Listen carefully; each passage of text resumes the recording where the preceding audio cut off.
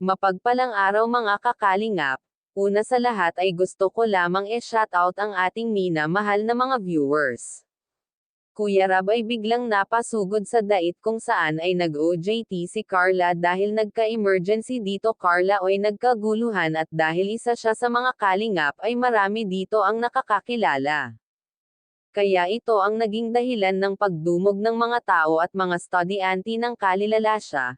Pulis naman ay agad na umapula dahil nasasaktan na si Carla at hindi na makagalaw sa dami ng tao sa paligid niya. Yan po ang video na pag-uusapan natin ngayon mga kakalingap at kung bago ka pa lamang sa aking channel ay baka pwede paki-subscribe.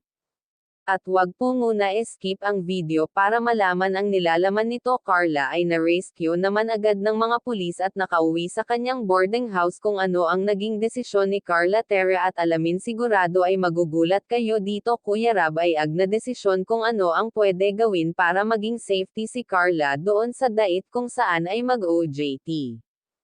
Kuya Rab ay sisiguraduhin ang kaligtasan ni Carla, kaya nakapag-desisyon na ito. Abangan sa sunod na upload kung ano ito. Kuya Jomar ay labis ang pag-alala bakit nangyari yun kay Carla kaya pala ito ang dahilan ni Carla na baka pag nandoon si Jomar ay baka mas lalong pagkaguluhan sila kaya minabuti nito na wag nang sumama si Jomar para makaiwas ang pagdagsa ng mga tao. Pero kahit wala si Kuya Jomar ay ganun pa rin ang nangyari, dinumog pa rin siya ng mga tao.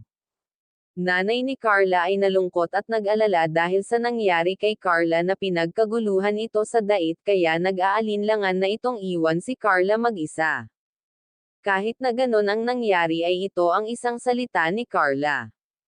Itutuloy ko pa rin ang aking goal sa buhay, walang susuko. Kuya Jomar ay masaya pa rin para kay Carla. Grabe talaga itong si Carla, ito talaga ang isa sa mga beneficiary ni Kuya Rab na marami ang tagahanga.